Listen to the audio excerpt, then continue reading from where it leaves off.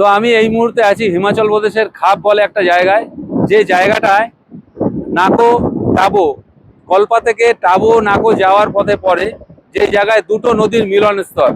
একটা হচ্ছে স্পিতি নদী আর একটা হচ্ছে শতদ্রু নদী। তো আমরা শতদ্রু নদী রাস্তার বাঁ দিকে রেখে, অনেকটা রাস্তা আমরা শতদ্রু নদীকে রেখে আসলাম। এখানে এসে দেখছি আরেকটা নদী, সেটা হচ্ছে স্পিতি নদী। তোমাদেরকে দেখাচ্ছি, দেখো এই যে নদীটা আসছে, ওই দিক থেকে নদীটা আসছে, এই দেখো এটা হচ্ছে শতদ্রু নদী, না সরি, এই ওই দিক থেকে যে নদীটা আসছে এটা হচ্ছে স্পিতি নদী। আরেকটা নদী দেখো, ওইটা হচ্ছে শতদ্রু যাচ্ছে। দেখো এর মিলনটা কোথায় হচ্ছে, দেখো ওই যে বোল্ডারটা দেখতে পাচ্ছ, ওই বোল্ডারের ওইখানটায় গিয়ে দুটো নদীর মিলন হচ্ছে। দুটো নদীর কালার দেখো, জলের কালার দুটো দুরকম।